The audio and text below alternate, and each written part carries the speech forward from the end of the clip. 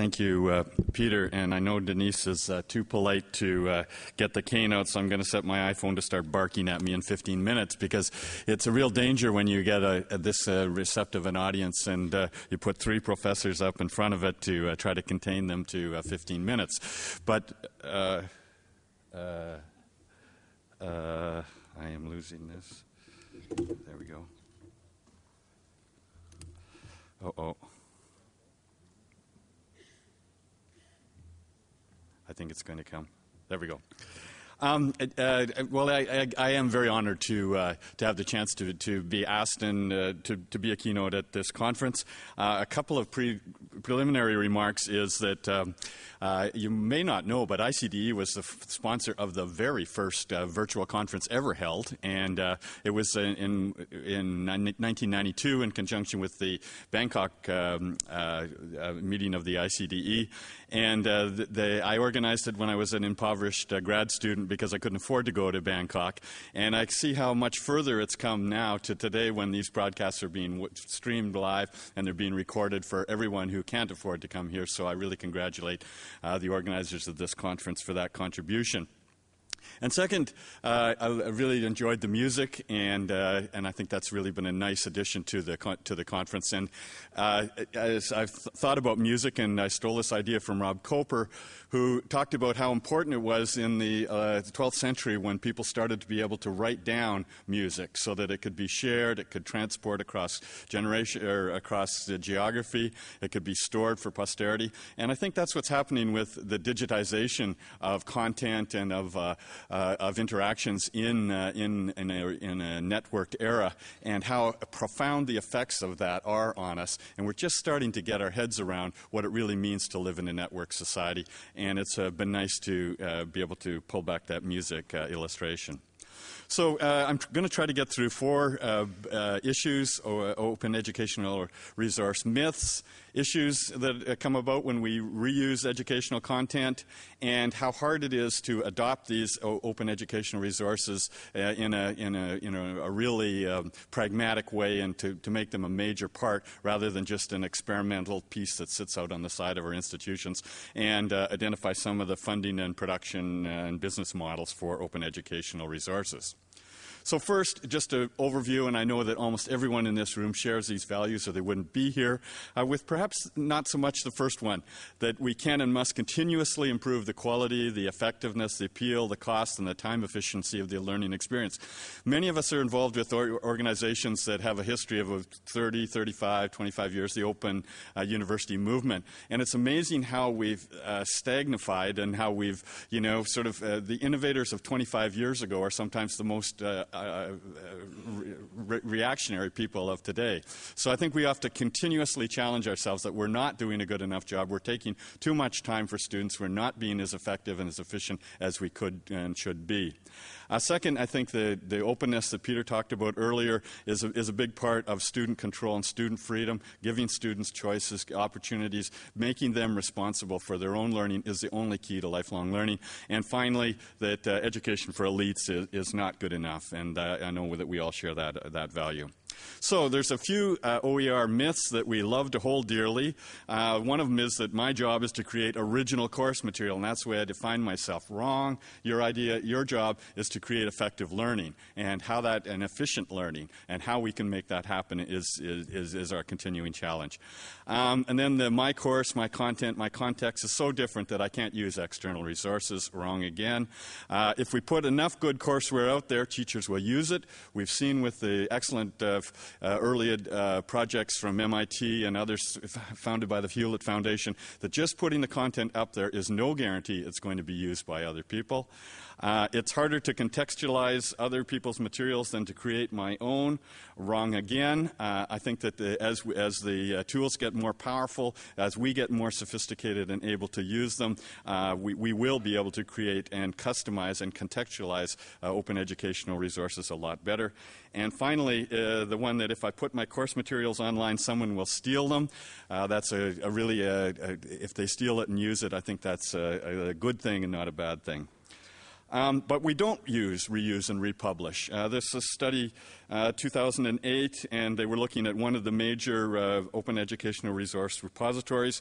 and they looked at 8 modules, and they found that 88% of them were revised only by one person, and that was the person who originally wrote them. So, only 12% were actually being revised and put up back up. So then you have to ask yourself, why would you bother creating a learning object, a lesson, or any other type of open educational project if you don't want to share it? I mean, what's the point of creating something and then hiding it behind everyone who's got a password to your course? It really doesn't make sense for your own personal sense of contribution to the world, and it certainly doesn't make sense to all the other people who could be using it. And so then you have to ask, is it about me or is it about learning? I hope you're thinking about learning. And then is it something personal that you're giving? Well, then you have to ask yourself, well, what is the personal context? And how can we make it so that students and their groups add that social meaning, that individualization themselves, instead of assuming and thinking that the teacher is the person who adds that personal commitment? And then how do we, again, be more effective, more efficient with our time? So Dave Wiley, this is a very common slide on the 4 ways that you can add functionality to open educational resources. The first is just to reuse it, just to make it so that it gets more mileage or more use. Second is to alter it or transform the work so it better meets your needs. Again, it has to be licensed appropriately for that. To remix it, to combine it with other work, put it in a new context. Again, that depends a lot on the granularity of that object, and so therefore the more it can be cut down, the easier it is to build back up into larger pieces. And or you can just redistribute, share that verbatim work, the reworked or the remixed work with others. So one of the problems you come up with is this sense of people say, well, if I use all this educational resources from your country or your Western perspective or your Asian perspective or whatever, then, what about indigenous knowledge? And I'm going to argue that, in fact, indigenous means coming from within, and a real indigenous society can take the elements from around the world in a global society, and they can recreate them and recraft them in ways that do reflect their culture and value. Or they can, make an example of it, or they can somehow add value to it. So I think that recontextualizing forms of knowledge, it honors the contextual nature from where that content was created, but it also honors the indigenous capacity to use and appropriate and make that knowledge useful for their own use. So how do you do that forms of recontextualization? Well, the one we're most familiar with is the old wraparound, where you just write an introduction, or you say, this is the way this works, and then you throw out the open educational resources. And there's lots of new tools for that, wikis, Google Docs, all those sorts of collaborative things. You can mash up and you can edit so that you can actually change it. There's a slight challenge there, is that the people who are releasing open educational resources, sometimes they almost all use Creative Commons, but sometimes they don't allow derivative products, and that sort of cuts off all access to mashups and editing, and making it so that it can be changed and improved. And the third way is to let the learners, in the context of the educational course, add value to that OER by user-generated comments, whether they be teacher, tutor, students, and through lots of new tools there, wikis, threaded discussions from Moodle and other learning management systems. Or one I'm particularly hot on these days is VoiceThread. And actually, I think it's voicethread.net, but it's a wonderful tool for having people add content to any kind of digital media that you might have.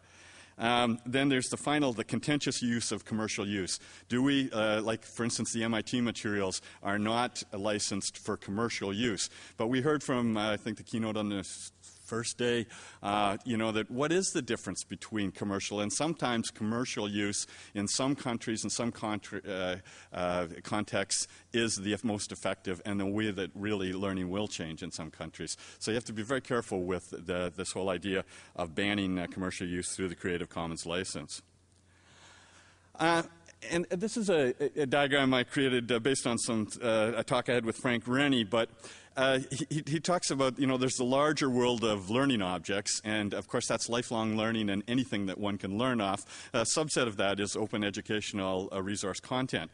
But in order to make that really effective, you have to, or somebody has to localize that and reconstitute it so that it works in your own context.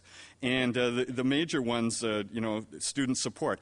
How do you support that open educational resources? That will vary in different countries by the social expectations of the students, the teachers, the learners, the system, by the amount of money they have to throw on it.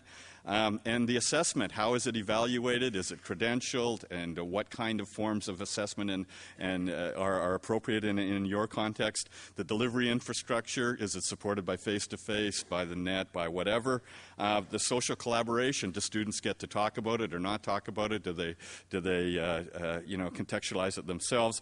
And finally, the always unfinished nature that I think we're all struggling with is that the perfect package we know does not exist, but rather the Web 2.0 idea is that students are continuously improving the content, including the open educational resource.